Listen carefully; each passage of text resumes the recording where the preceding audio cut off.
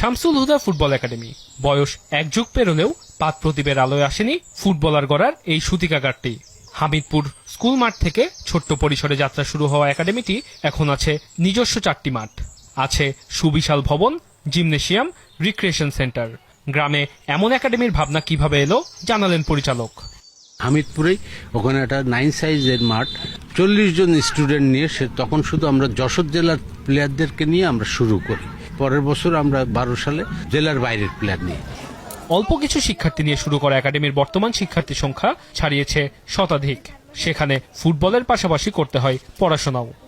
সে যত বড় ভালো ক্লাস প্লেয়ার হোক না কেন, যত স্কিলফুল প্লেয়ার হোক না কেন, আমাদের এখানে পড়াশোনাটা আগে।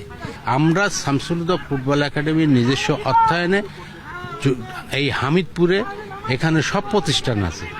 একটা প্রাইমারি স্কুল আছে, একটা হাই স্কুল আছে, একটা ডিগ্রি কলেজ আছে, একটা মাদ্রাসা আছে। আমাদের স্টুডেন্টরা ওই স্কুল এবং ওই কলেজে তারা পড়াশোনা করে।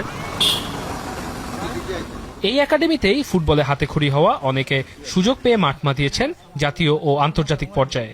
স্বপ্নের ওল্ড ট্র্যাফোর্ডে অনুশীলনের সুযোগও পেয়েছেন 4 জন। একাডেমির ফুটবলারদের নিয়েই দেশের সর্বোচ্চ ঘরোয়া আসরে খেলার স্বপ্ন একাডেমি কোচের।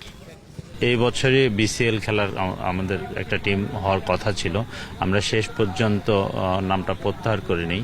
যখন পরিপূর্ণতা পাবে তখন আমাদের একটা টিম ঢাকায় বিপিএল খেলবে এবং ইনশাল্লাহ আমরা হয়তো ঢাকা বিসিএল দিয়ে শুরু করব। আমাদের একাডেমির স্টুডেন্ট নিয়ে আমরা টিম করে আমরা সেখান থেকে চ্যাম্পিয়ন হয়ে আমরা বিপিএল এ যাব, বিপিএল পর্যন্ত খেলবে। শুধু পুরুষ ফুটবল নিয়েই পরিকল্পনা আছে এমনটি নয়, আছে নারী ফুটবল নিয়েও আলাদা পরিকল্পনা। 4র্থ মাঠের কাজ চলতেছে। এই মাঠটা শেষ করার পরে হয়তো আগামী 1-1.5 বছরের ভিতরে আমরা ফুল প্লেজের একটা আন্তর্জাতিক মানের 115x75 একটা টার্পের মাঠ আমরা করব।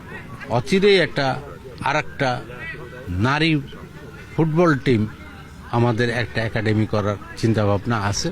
এটা আমরা হয়তো